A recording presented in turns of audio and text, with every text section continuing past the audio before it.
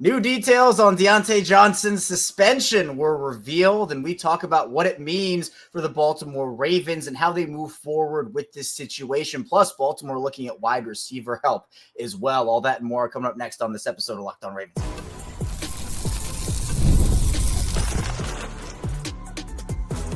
You are Locked On Ravens, your daily Baltimore Ravens podcast.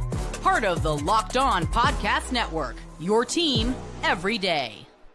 Welcome into another edition of Locked On Ravens, your daily Baltimore Ravens podcast. I'm your host, Kevin IceShaker of Ravens Wire, here with you on the Locked On Podcast Network, your team every day. As always, thank you so much for being here, making Locked On Ravens both a part of your day and your first listen each and every single day. Free and available for you all podcasting platforms. That includes a video form on YouTube where you can like and subscribe, also an audio form where you can follow along and subscribe as well. Same show for you, both audio and video, news, analysis, updates, the whole 9 yards on the Baltimore Ravens. Today's episode of Locked On Ravens is brought to you by Prize Picks. Download the app today. Use code LOCKEDONNFL to win $50 instantly when you play $5. Usually, Thursdays during the season are crossover Thursdays, and we're doing a little crossover today. Locked On Ravens Exit 52. It is Jake Louque who is joining us today. And Jake, you had your finger up. You know, I was doing the intro, and you had your finger up backstage, and I'm like, wait, is he trying to tell me something? Like, is something going wrong? And I'm like, hold on, he's waiting for me, because for those who don't know, I do a couple of takes beforehand to make sure my mic doesn't peak out and go crazy. Couldn't do that for the live yesterday. If you want to go back and listen to a funny moment, I scream at the beginning of that because my mic just did not know how to handle me not doing my takes. Yeah, what a clown I proved to be, huh? Yeah, because like I always have fun with that. It's my favorite thing about coming on with you is that you do your Ron Burgundy warm up kind of thing. It turns out very necessary. So what a moment for you. I know. It's like I knew I was doing it for a reason, and yesterday proved it to me of like, okay, yeah, I knew I was doing something right here. But Jake, I'm glad you're here because, when I reached out, I'm like, okay, maybe there'll be a headline or two that we can talk about. And obviously it's the bye week. Things can be kind of slow when it comes to bye weeks, but we got word yesterday, Diontae Johnson gets suspended by the Ravens for a game due to conduct detrimental to the team. Eric DeCosta released a statement shortly after the report came out saying that it was because of refusal to enter the game against the Philadelphia Eagles. Obviously, Rashad Bateman goes down. You bring in Diontae Johnson to be a depth piece in case that happens. And now all of a sudden he's refusing to go in the game. We don't know the full details, obviously, when this happened or what the situation was. But, I mean, I don't think this looks good for anybody, especially Deontay Johnson, the Ravens organization. And it's one big mess right now. Yeah, frankly, I mean, not even really that surprising if you were kind of reading the tea leaves based on comments from several people after the game on Sunday where Harbaugh is basically kind of non-committal about why he wasn't playing. And he said it's something he's going to have to review or assess or whatever he said. Lamar making comments to the effect of, I don't know what was going on, but I'm going to go to him. I'm going to calm him down. And it sounds like that's something that both those guys have been dealing with for a couple of weeks now with some of the reporting that I'm sure we'll get to from Jeff Zrebiec and Kyle Barber, who were in the locker room the last couple of weeks, even after wins when Johnson wouldn't be heavily involved, if involved at all. Sounds like he was very frustrated with that, even after a win, and visibly frustrated. So you've got Lamar Jackson and Harbaugh walking up, trying to calm him down, check on him, see what's happening. If that's what's going on after wins in a tough loss like this where Bateman goes down and it's cold and the Ravens offense is looking lethargic. Just kind of seems like things hit a boiling point between both parties. And I'll be interested to see how it plays out as we head into the bye week here. Yeah, and it seems to have been simmering for a while, and I agree. We even saw Diontae Johnson with a tweet pretty early on in his Ravens tenure, and people were kind of taking that as like, okay, what does this cryptic thing mean? There obviously was drama in Pittsburgh. There was drama in Carolina. And you're right, there was multiple sources of reporting here. The tweet I have up from Jeff Zrebiec here says that Johnson, as you talked about, has been visibly frustrated in the locker room after recent games and, acting like the Ravens lose when they're actually winning because he's that frustrated with the role. And you mentioned Lamar going up to him and talking and trying to hype him up. And it just feels like there's so much more to the situation. And Jordan Schultz ended up saying this was after, or I saw it after I did the live, so I haven't talked about it yet. Jordan reporting that it is his understanding that Diontae Johnson has been frustrated in Baltimore due to his lack of usage since arriving in a trade. Baltimore's taken action by suspending him for a game, but more conversations are likely to happen as they head into their bye week, determining whether moving on would make sense. The Ravens still believe Johnson could help them down the stretch, but they need everyone to be fully committed and team focused. Johnson is in a contract year. So this might not even be the end of this situation where even if Baltimore doesn't move on, do they play him? I mean, what I talked about on the live, Jake, was do the Ravens say to Diontae, hey, we're going to suspend you and punish you for a game, but once you come back, hey, here's 40% of the offensive snaps. Like, congratulations, like you earned it. Like, I feel like this is not over yet, and we still have a decently long way to go until stuff is solved one way or the other. Yeah, I guess it all depends, I would think, on his agent, right? Does he have a smart agent that's in his ear and telling him, look, man, these guys can release you over the bye week right now, and you can go try to catch on with another team, some team that's in need of receiver help, and you can try to put together a good 3 games, maybe a playoff game or 2 after that, and, you know, earn your way into a contract. I just feel like we're kind of already at a point where that's not going to be able to happen for him in any sort of significant way. So I just feel like he's kind of stuck in Baltimore right now. And, you know, honestly, the way that all this is played out, I don't think he's necessarily in the wrong for wanting more targets. He's a talented player. He's shown he can be a productive player in his career. And it was a high-profile trade. Like, I'm sure coming to an offense like this, he would expect to be involved. He's in a contract year. Totally get you having all those gripes. But, dude, when you get your opportunities, you got to take them. And I get that they weren't presented to you in, you know, a fashion that you would have liked over the course of your first several weeks here. But Rashad Bateman goes down. That's the exact reason why they go and acquire him, because they were lacking depth at receiver. It's Flowers, it's Bateman, Aguilar to an extent, and then a lot of unprovens. I mean, Tylan Wallace has looked nice in his role when he's been given a chance, but, you know, Bateman going down, this was the exact scenario to bring in Johnson and have him, you know, start to shine and prove why that was a good move. But if he's already at a point where he's like, you know what, screw this, I'm not happy with the situation, I'm not going in because you guys, you know, I'm not going to reward you for having a lack of faith in me. I wanted you to show faith in me. Again, I think it's an okay mindset to have, but taking the action of, well, I'm just not going to play, I'm going to take my ball and go home, so to speak.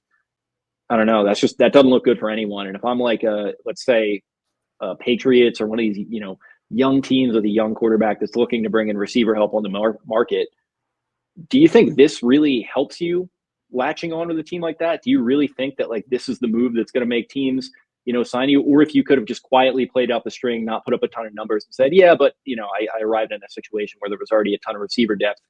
I don't know. It's just not a good look for Johnson. I do wish the Ravens would have found a way to get him involved earlier and, you know, not gotten us to this point. But overall, it's team over one person. So it's just, again, it sucks for everyone involved. Yeah, and look, I do understand if he's frustrated with the role. I mean, being in the contract year, and honestly, these were conversations that we had more so when Greg Roman was the offensive coordinator, but it was like, okay, what vet receiver on a 1-year deal would want to come to Baltimore and try to reestablish his value? Obviously, it's a different offense nowadays, and that's not the conversation we're having nearly as much anymore. But it's like you come to a situation, essentially, you have opportunities, but they're not really being presented to you consistently, and you're not getting on the field a bunch. And I'm sure that's frustrating. And I don't blame him for being frustrated in that role. But I think you said it perfectly, Jake, where when those opportunities are presented to you, why wouldn't you want to go out and try to capitalize on them, to try to build and boost up your value? And now the situation that both player and organization are in with Johnson in the Ravens is just kind of this like awkward chess match where it's like, yeah, I'm frustrated with my role, but I'm not going to play because I want you to show that faith in me. And, oh, but the Ravens need you, but now you're not playing. And now it puts them in a bind. And now it's essentially the organization is back to square one. And the other part of it is you talk about him latching on with another receiver needy team or finding a way. Part of this might be, Jake, and I don't know how big of a part it is. Maybe it's not at all. But if the Ravens were to move on from Johnson, what are the chances he gets claimed or he signs on with one of the Ravens' big competitors in the AFC? You know, what if he falls all the way down to Pittsburgh, or he goes and finds a way to Buffalo or Kansas City or one of those teams? Is Baltimore saying, well, maybe we're just going to keep him here and figure this thing out, or at least try? Do you think that's part of the reason, or do you not think that's a big factor? I think that's a big part of it. It's like, why are we just going to let you out of your contract, right, which is insignificant, and we didn't have to give up anything to get you? Like, we're not just like, that's just not how this works. All right. Like, you know, and I understand like player empowerment and all that stuff. I'm very much on the side of the players a lot of the time, but it's just basic NFL business right here, right? Like, they're not just going to let him go to the Chiefs or whoever. I don't think he would go to the Steelers because, again, the attitude issues there apparently too, which I didn't really know that much about until today when I was kind of diving into all this stuff. Sounds like he didn't have a great sort of experience in Carolina either. So there might just be a little bit of a pattern here that, I'm just now #noticing. But yeah, overall, I mean, I think you make a great point there. Like, why would they just let him go? I don't know if he was expecting to come here and be Diontae Johnson, 2017 edition or 2018 edition. I think his expectations were sorely mistaken. And honestly, I don't fault the Ravens for making the move anyway, because again, it was just kind of a waiver claim, and that's probably worth the headache to see if you can get something out of this guy. And you know what? Maybe they still can. We'll see. Yeah. I mean, I think for a lot of people, it's just now a matter of what does the future look like for him? I mean, after all of this, is this the situation where, he can turn it around and get re-signed in the offseason if it can work? I mean, I'm not sure I'd go that far. I think this probably is they're going to try to figure things out for the remaining 4 games / playoffs and see what happens.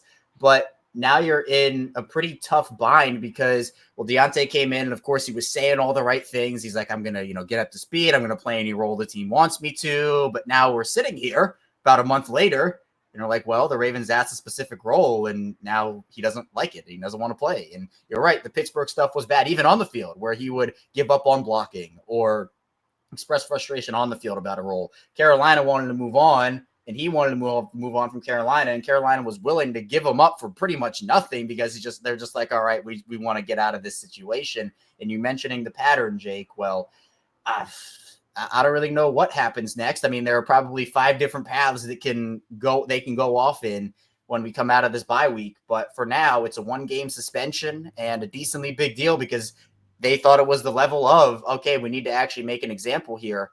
And it's been a very drama-filled year for Baltimore, which we'll get to in the final part of the show. But coming up, the Ravens apparently are looking for wide receiver help amidst the suspension. So we'll talk about what names are out there and if anybody could make an impact. So be sure to stay tuned. A lot to get to on the show.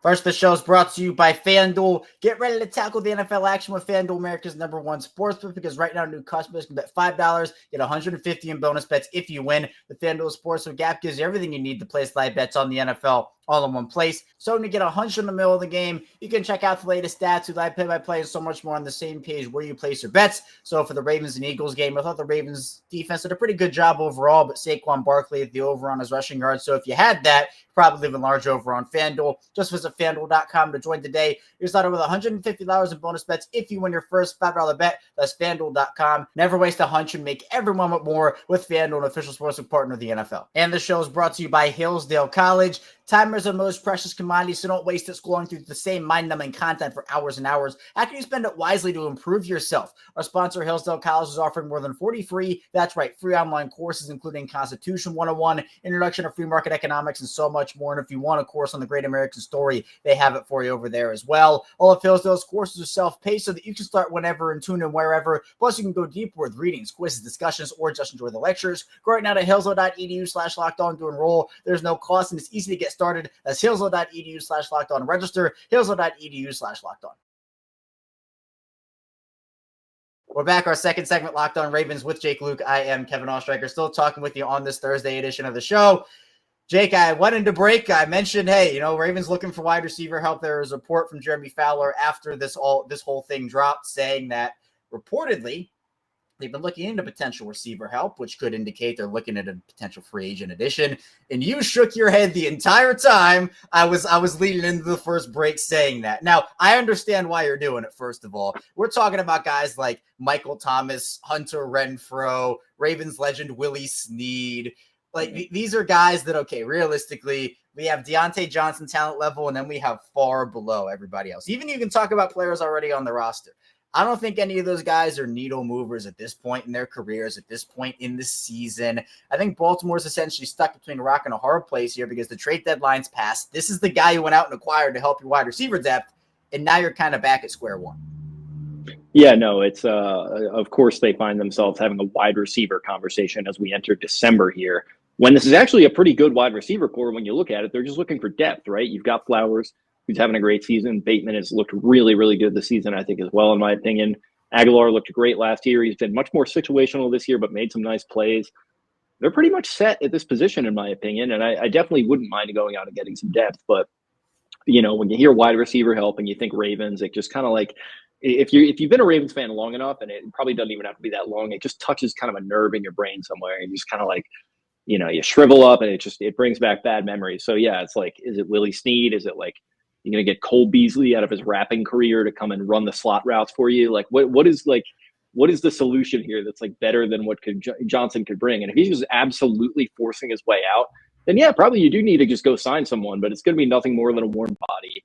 People are going to overanalyze it to hell. And in my opinion, they're fine at pass catcher. Maybe not necessarily the best at wide receiver, but you've got Andrews, you've got Likely. I know Kolar is hurt right now, but overall, I just don't think that this is something that warrants all this discussion. But, it's the Ravens and it's wide receiver. So, of course, it's going to. Yeah, it feels like we have this conversation every single year, and it felt like we'd finally kind of escaped it, where it's like, okay, Lamar is the best set of pass-catching weapons he's ever had. Flowers, as you talked about, having a great year. Bateman has stepped up, and now we're still having that conversation. So you're right. Is this a conversation about a top-flight wide receiver? No, we're not having that conversation right now. In terms of depth, it probably does depend what happens with Diontae. And Diontae snaps over his games with the Ravens, had 17 in that first game, then 5, then 11, then 6, and then 0. So I don't know what the role looks like moving forward. Obviously, he's going to miss the Giants game, and I don't know if he's going to say anything about it or figure stuff out. But do you think this could be like an increase in snaps for Isaiah Likely? I know obviously since Mark Andrews has come back, the role has decreased a little bit. He hasn't had as much of an impact. I think Charlie Colder being hurt also has kind of expedited that situation as well. But this could be a solution of like, hey, maybe you split Isaiah Likely out in the slot or put him out wide and see what happens. But I think Tylen also has earned more opportunities in that receiver spot as well. Yeah, no, I tweeted something to the same effect about Tylen. And yeah, I think it was positively received. There was a certain film watching guru that I work closely with on the Exit 52 podcast that said, yeah, it's a nice idea, but it might not happen. He's not as much of a man beater as Johnson. That's why they went and got Johnson.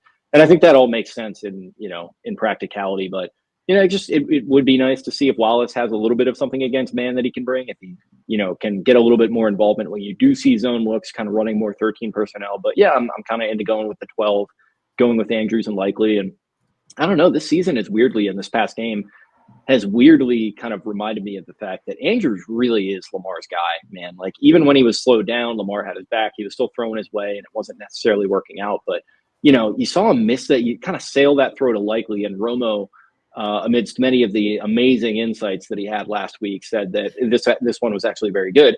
He said that Lamar is expecting him to turn upfield a little bit, and if that's Andrews, that probably happens. Like, those guys just kind of have a mind melt going on, similar to like a Mahomes and a Kelsey, that kind of deal.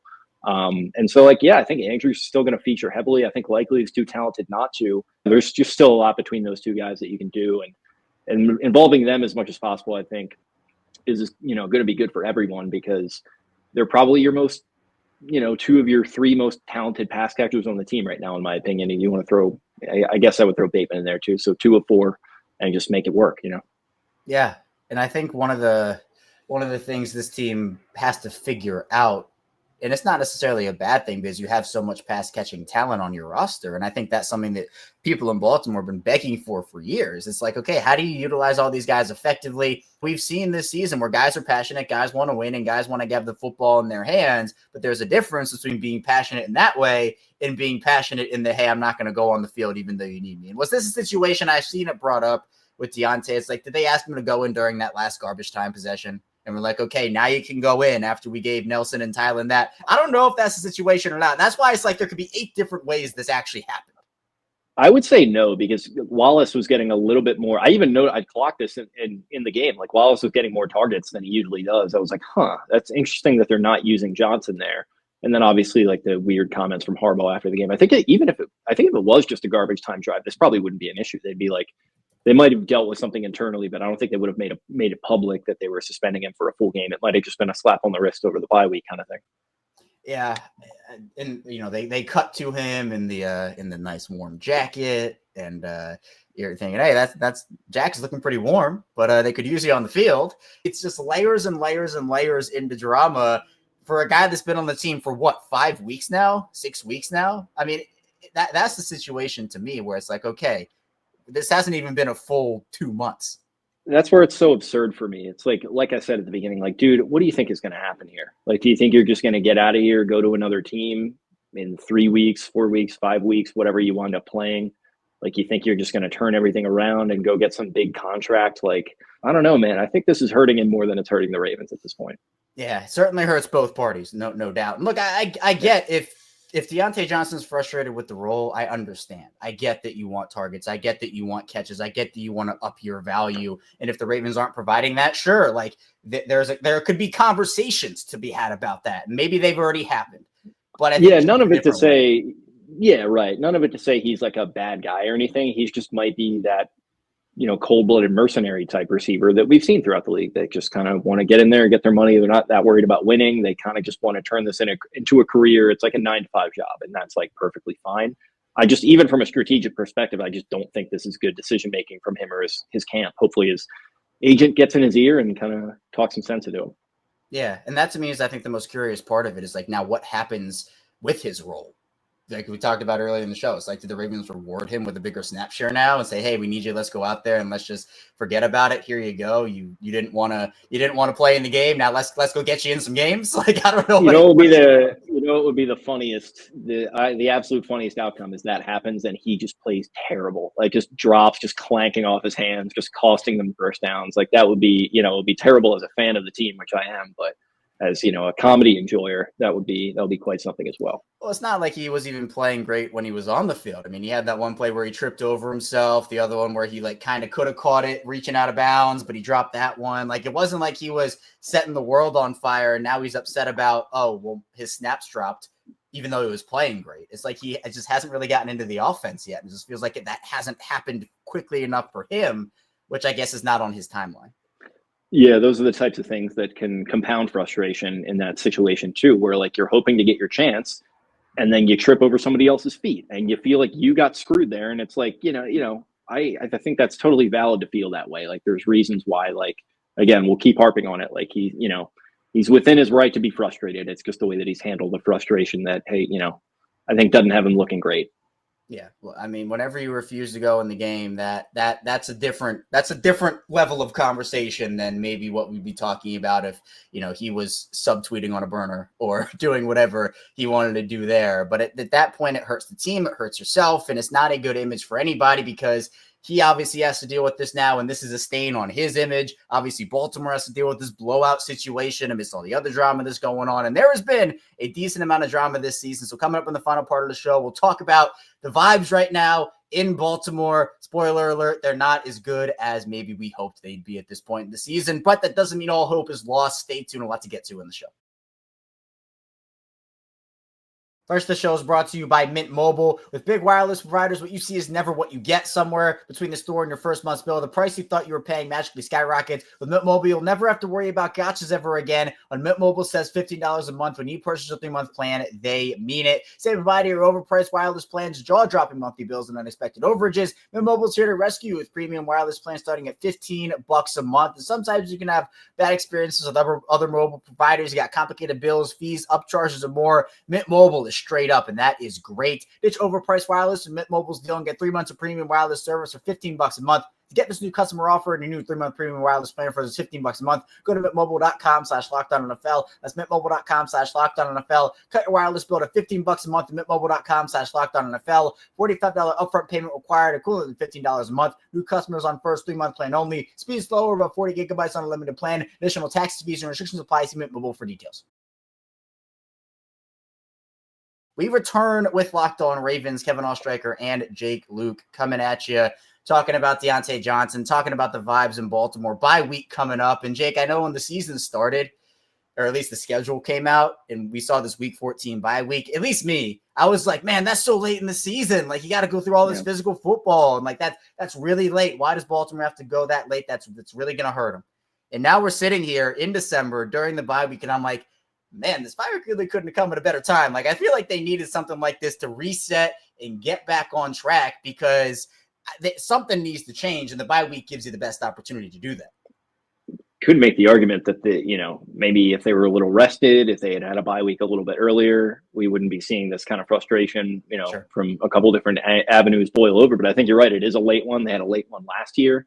They were really rolling going into that one, and they kept it rolling coming out of it. Things are, they're not in a terrible spot right now, but they certainly have looked better this season than they have been in the last 4 games or so rolling into this bye. I think they're 2-2 in their last 4. So yeah, things certainly could be better, but again, you're right. It's the perfect time to get into that. And like I said on our recap show on Sunday night, it just felt like they were just going through the motions, especially offensively versus the Eagles. Like I think they had that bye week circled on their calendar. They're like, you know what, let's just get through this one. I think it was the only game this season outside of that Raiders game where it just felt like the offense was not going 100%. It felt like, and of course they are trying, but it just felt like the gas maybe wasn't in the tank for them there. They just wanted to get to that bye. They wanted to rest. It reminds me a little bit, not to bring up more bad memories, of the Orioles this past June, where they're starting to kind of slump a little bit in June. And it's like, these guys, they just got to get to that All-Star break in July. And then they'll turn things around. And, it turns out they never turned the engine over there. I much more trust in this Ravens squad to turn things around coming out of this bye than I did that young Orioles team, who clearly were tired, lacked depth, and all that kind of bore out over the course of the rest of that summer and fall. Yeah, not a very fun calendar year for Baltimore sports here in terms of results. Obviously, the championship game. We say that, but I think we're a little spoiled as a fan base. Well, to get there, it's a fun ride. Like obviously the team last year for Baltimore was awesome, and the Orioles obviously had a really fun run at times. I know second half they certainly fell off in more ways than one, but I think results wise, this city, the expectations are so high where like regular season doesn't really mean anything anymore. If the playoffs don't go the way, everything is out the window and nothing matters. And every regular season loss is apocalyptic. I mean, I was talking to a couple of different friends, including RDT, who's not even a Ravens fan. He's a Titans guy. And he was just like, man, it just feels like things are just out of balance with this fan base right now. It's like every loss, like the sky is falling. And that's a usual thing in Baltimore. Every loss is the sky is falling, but it feels more so than ever at this point. And, people are just, it just feels like the only thing that would ever solve kind of the toxic sort of boil that's going on in this fan base right now would be a Super Bowl win. Yeah, I know how it feels covering this team every single day. I cover them 3 times a week, and it can be pretty tiring to deal with the dialogue at times, but you also understand why people are frustrated. Yeah, and I think when you have a quarterback like Lamar Jackson, an organization and a roster that has been consistently really good and has a couple of Super Bowls to show for it over the course of their franchise history, there will be those expectations. And there have certainly been things that have gone right for this team this year. There have been things that have gone wrong for this team and issues they still have to iron out. And the thing, Jake, that I've been kind of talking about this entire week and honestly this entire season is it just feels weird to have all of this drama with this team. Like, it's not like Baltimore never has drama. Obviously, there was the Marcus Peters situation a couple of years ago, and we can go as far back as you want with certain situations, but it just feels like between Marcus Williams and him having that incident and he was benched active for a game, then comes back. Eddie Jackson was reportedly unhappy and they said, all right, we're just not dealing with this. You're out of here. Like, goodbye. And Eddie Jackson, I haven't been on Twitter that much this past month. Was it Eddie Jackson was unhappy? Yes. Yep. Yeah. The reports were that he was growing unhappy with his role. And my response to that is you were playing terribly. You did not deserve to be on the field. That's quite something. I mean, that's man. The haters said I couldn't do it, and they were right. Congrats to the haters. Like, what are we doing, Eddie Jackson? Come on, man. Seemed like a good guy, but like, yeah, let's maybe. I don't know. I don't even need to say anymore. I think everyone gets it. I've never said, Jake, that teams have to fully like each other and be all like peaceful and have all. It's not all sunshine and rainbows in locker rooms, and obviously we saw that in 2012 where there was a lot that went on, a lot of drama that went on, and they were able to kind of get over that players only meeting. I know there was the whole padded practice, like almost mutiny thing that happened, but it felt like, with Ray Lewis there, Ed Reed, Terrell Suggs, like all those guys, they got everybody and they're like, hey, we're not going to let this be a thing. We're going to have productive conversations or fiery conversations or almost fight each other or whatever it was. And then we're going to get over it. We're going to unite and we're going to win a Super Bowl. This drama feels a little more like individual goal-based. So like Eddie Jackson being upset about his playing time, Diontae Johnson being upset about his snaps. Like it feels different this year. Do you sense that, or is it kind of the same thing?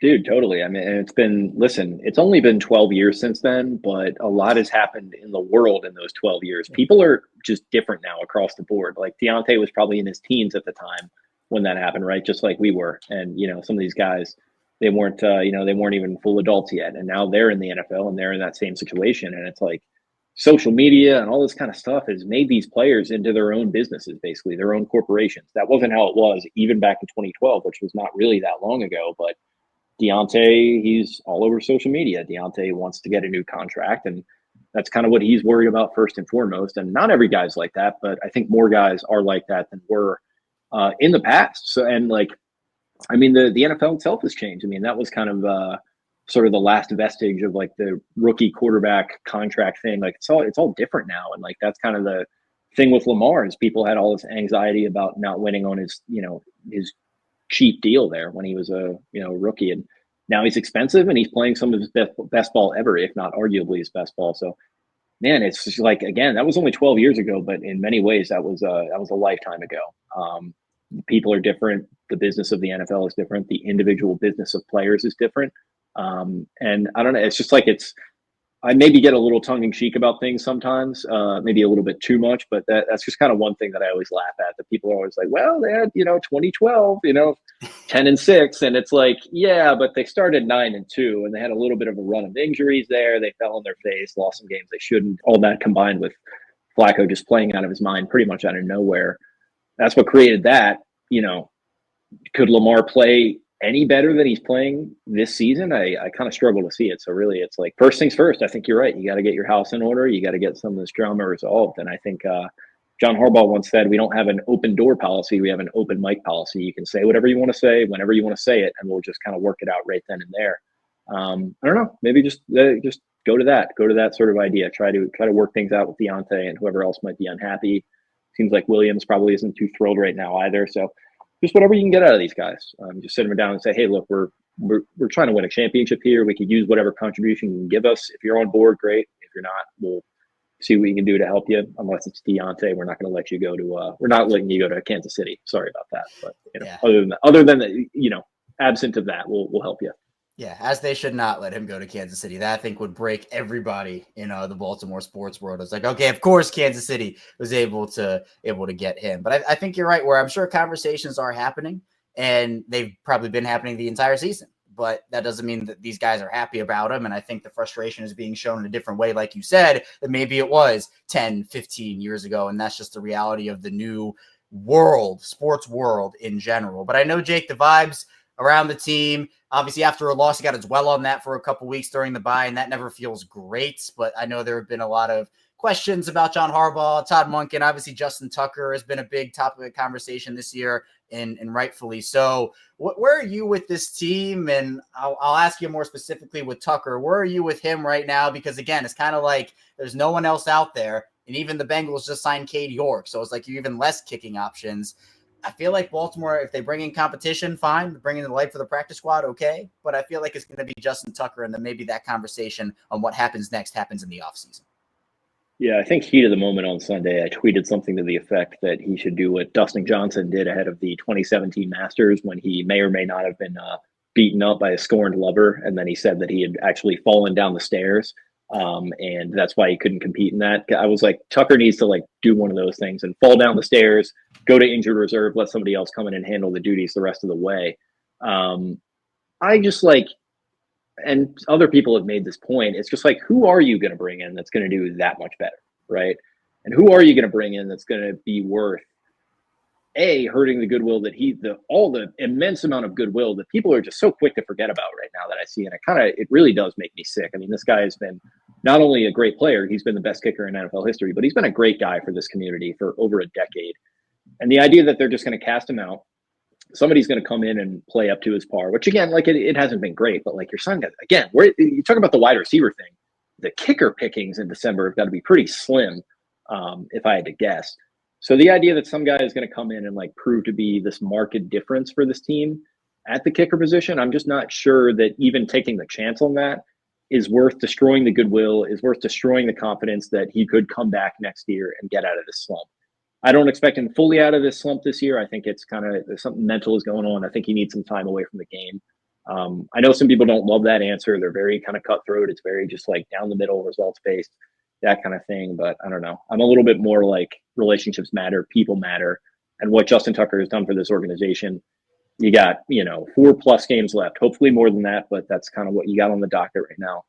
try to ride it out with him. And, if he does cost you in a playoff game, I'll be just as mad as anybody else. But at the end of the day, all that he's done for you, I really appreciate John Harbaugh kind of being willing to stand in front of that hail of arrows and kind of, stick up for his guy. Because like I said, JT is a legend for this franchise. And I don't know. I really like to see Harbaugh having his back and, Lamar having his back and all of that. Yeah. And there's going to be a lot of those conversations, I'm sure, even coming out of the bye week. It's just maybe those first couple of games will maybe tell us a lot about where he's at mentally and if he's able to have shaken it or not. But Jake, really appreciate your time as always. Thank you for hopping on. Please tell people where they can find you and what you're working on as we continue to slug through this bye week and get to the stretch run for Baltimore season.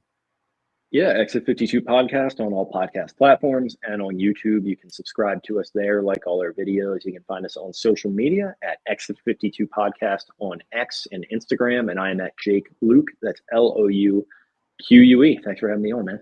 Absolutely. You heard him. All the links in the description down below. Check Jake out and all that he does. He knows his stuff. He's just heard here on Locked On Ravens. But Jake, appreciate you as always. Thank you again. And thank you to everybody who tuned in to Locked On Ravens today. Of course, we'll be back here tomorrow with more Ravens content. So on the way out, be sure to hit that like and subscribe button in video form. Follow along and subscribe in audio form. We'll see you right back here tomorrow on Locked On Ravens.